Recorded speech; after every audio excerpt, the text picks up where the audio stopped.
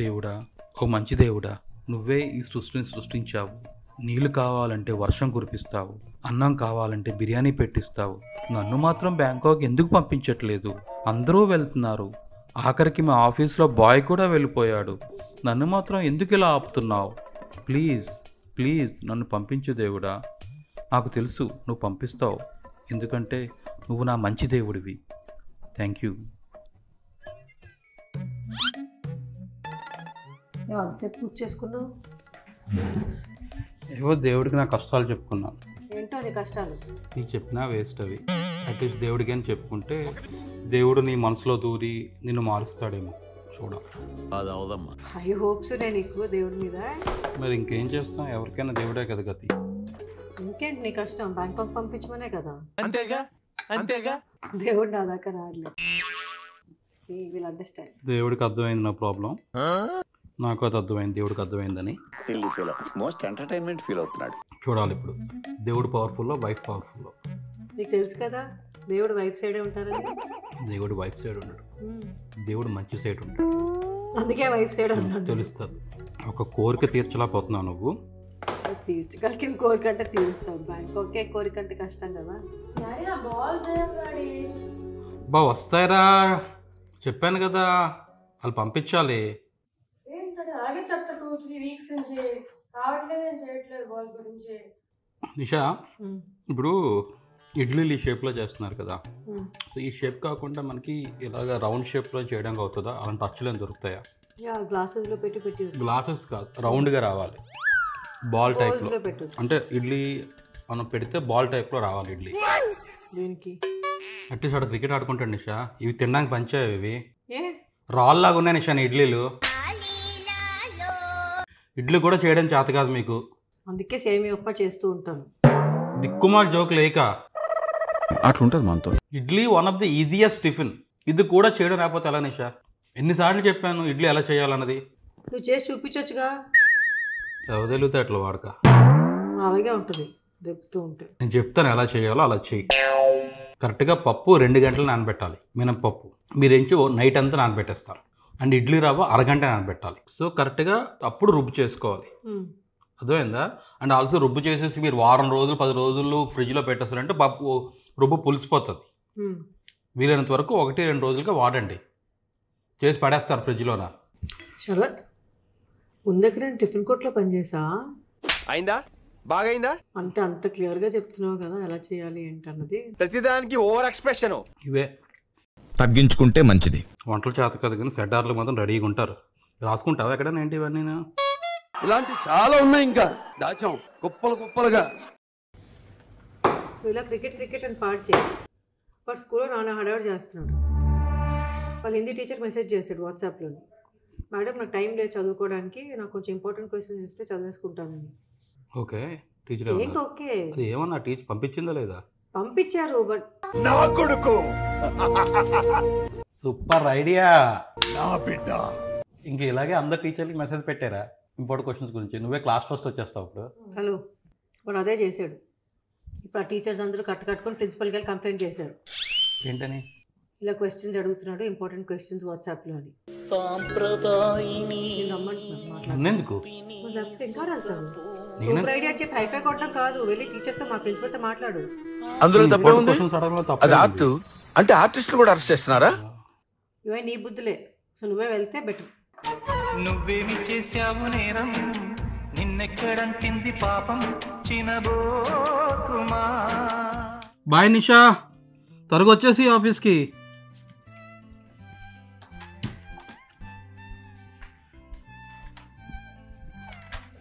శరత్ ఆగు, వెళ్ళిపోతున్నావా? ఏంటి వెళ్ళిపోతున్నావా? ఇంకేం లేదా?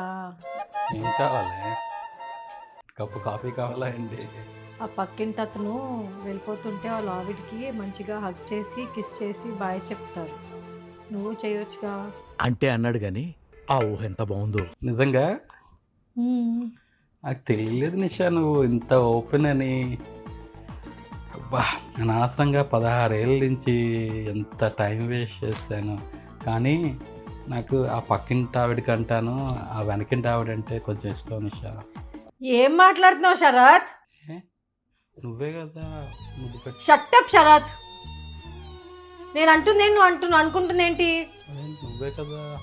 పక్కింటోళ్ళని వెనకింటోళ్ళని కాదు, నన్ను హక్ చేసుకొని కిస్ చేసుకొని బాయ్ చెప్పమని చెప్తున్నాను. నిన్న మరి లేకపోతే దిక్కుమాన ఆలోచన. పెళ్ళి 16 ఏళ్ళు అయింది. ఇప్పుడు ఇవన్నీ అంటే ఎక్కడి నుంచి వస్తాయి? ఆఫీస్కి వెళ్ళినప్పుడు కూడా ప్రశాంతంగా వెళ్ళేవారు. ఒక్క క్షణానికి దేవుడు ఉన్నాడు అనుకున్నాను. దేవుడు లేడు.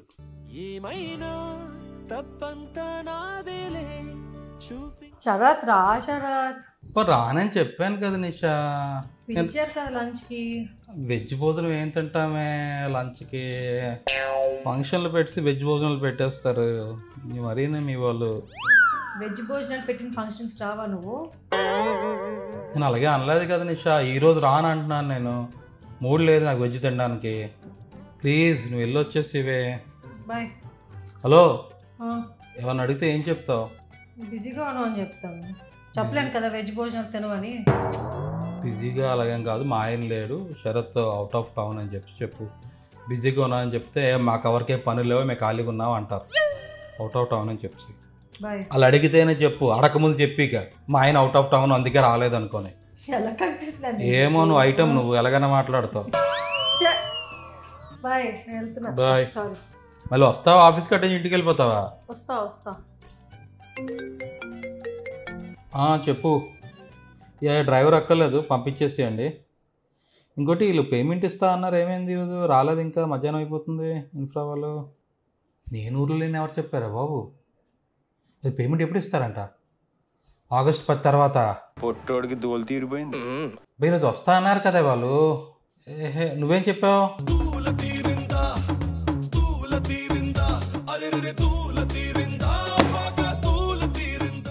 హలో,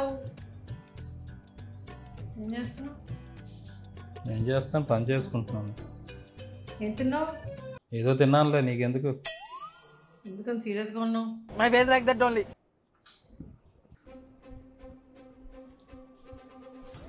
ఏం చేస్తావు లంచ్కి? ఏం తిన్నావు? వెజ్ బిర్యానీ, గుత్తొంకాయ కూర, దొండకాయ ఫ్రై. అక్కడ మన క్లయింట్స్ ఎవరైనా కలిసారా నీకు? ఇద్దరు ముగ్గురు కలిసారు. ఏం చెప్పావు? ఎందుకు రాలేదని అడిగారు. ఊళ్ళో లేవని చెప్పాను. మన ఇన్ఫ్రా వాళ్ళు కలిసారా? వాళ్ళకి నేను లేనని చెప్పావా? వాళ్ళు మనకు పేమెంట్ ఇవ్వాలి తెలుసా? 2 నెలల నుంచి లంకతలు పడుతున్నాను పేమెంట్ కోసం. ఈరోజు పొద్దున్న తెచ్చి పేమెంట్ ఇస్తా అన్నారు. నువ్వేం చేయాలి? నేను ఊరు లేనని చెప్పావు. అలా ఇప్పుడు ఆగస్ట్ 10కి ఇస్తాను, అలాగే సార్ లేరు కదా అని చెప్తున్నారంట. ఆ మాత్రం కామన్ సెన్స్ వాడవు నిషా. నాకేం తెలుస్తా చాలా పేమెంట్ ఇవ్వాలని. ఏం పట్టించుకో. ఆఫీస్ ఒక ఫోన్ చేసి అడగవచ్చు కదా. నువ్వే కదా చెప్పావు ఇంకేం చెప్పొద్దు, నీ బుర్ర వాడొద్దని. వాడలేదు, నువ్వు చెప్పిందే చెప్పాను. నీకు బుర్ర లేదే వాడడానికి. కొంచెం సమయస్ఫూర్తిగా ఉండాలి. వచ్చిన పేమెంట్ని ఆపిసావు. నాకు తెలిస్తే కదా. తెలుసుకోవాలి నిషా. నువ్వు చెప్పు, ఆఫీస్లో ఏం జరుగుతున్నాయో కనుక్కోవాలి. పేమెంట్లు రావాలంటే చెప్పు, నేను ఎక్కడ ఖర్చు పెట్టేస్తాను అని. ఆఫీస్ పేమెంట్ నీకేంటి సంబంధం నిషా? ఏదో మాట్లాడతావు. ఇప్పుడు ఏమైంది ఇంతకీ? ఏమవ్వడం ఏమంటే ఆ పేమెంట్ ఇవ్వట్లేదు వాళ్ళు. ఆగస్ట్ 10 తర్వాత ఇస్తానంటున్నారు. ఇప్పుడు వాళ్ళకి దొరికింది సందు. ఇంకేం సార్ లేరు కదని చెప్పేస్తున్నారు.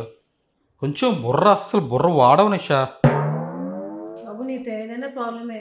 నోరు ఇప్పితే ఎందుకు ఇప్పావంటే, ఇప్పకపోతే ఎందుకు మాట్లాడలేదంటావు. బుర్ర వాడలేదంటే బుర్ర లేదనిస్తావు.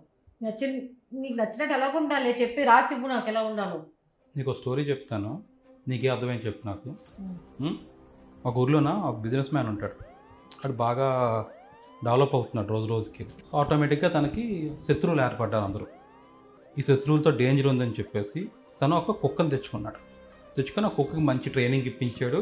ఆ కుక్క ఏంటంటే ఈ వానర్ని ఎవరు అటాక్ చేసినా, కొట్టినా, ఏం చేసినా సరే వెళ్ళి కుక్కను వెంటనే అటాక్ చేసి చంపేస్తుంది. అలాగే కుక్కను ట్రైన్ చేసుకున్నాడు.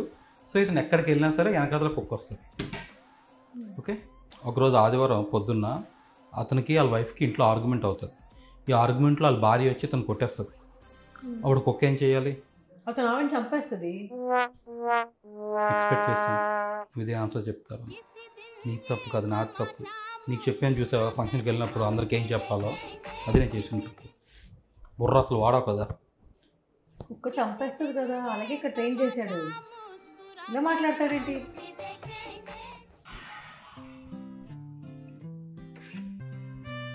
నిషా ఆ, కాఫీ కావాలి, మంచి కాఫీ. తెస్తా.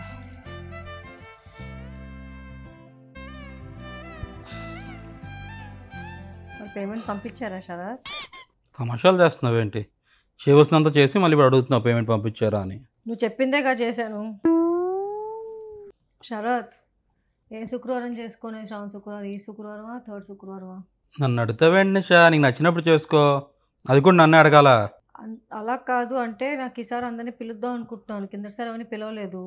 ఈసారి అందరూ థర్డ్ ఫ్రైడే చేసుకుంటారు, మనం సెకండ్ ఫ్రైడే చేసుకుంటే అందరినీ పిలవచ్చు కదా అని. అందరూ అంటే ఎంతమంది పిలిచేస్తావు? ఓ 30-40 మంది అవుతారు.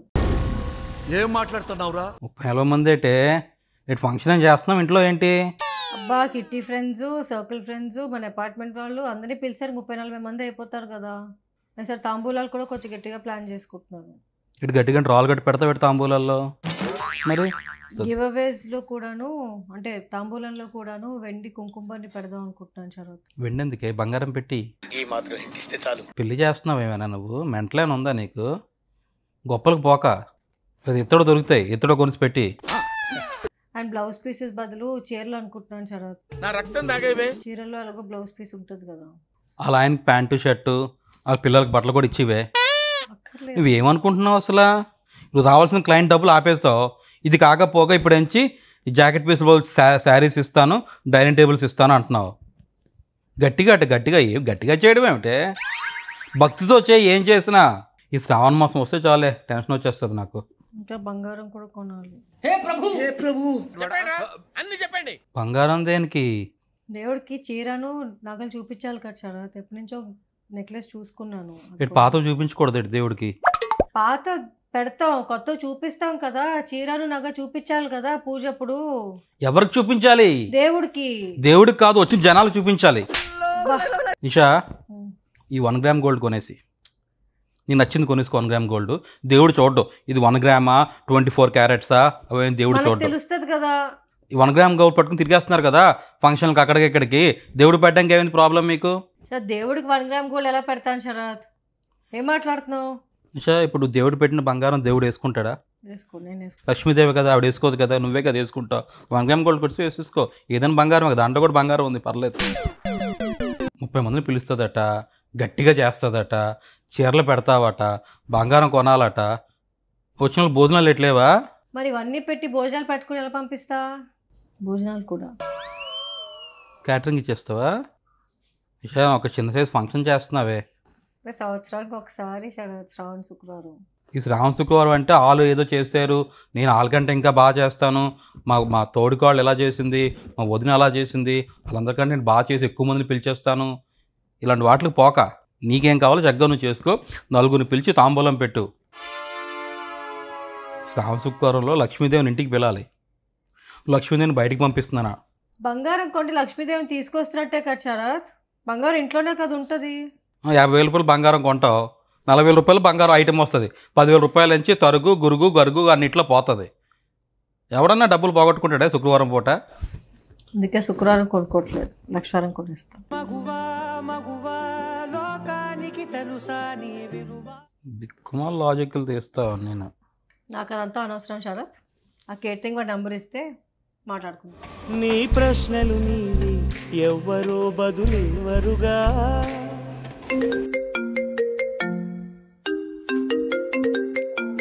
యా సత్య, మా ఆవిడ ఈ వారం చేస్తుంది, మీ ఆవిడ ఏ వారం చేస్తుంది బాబు? ఓకే ఆ రోజు కంపల్సరీ ఆఫీస్ అలా పెట్టి ఆ ఛాన్స్ వదులుకోక. That is only day. ఈ లేడీస్ అంతా సింగిల్గా వస్తారు, హస్బెండ్స్ లేకుండా. మనం ఒక్కలం ఇంట్లో ఉంటాం. మొత్తం పులిహార కలిపేయడమే. శ్రావణ శుక్రవారం లోడింగ్.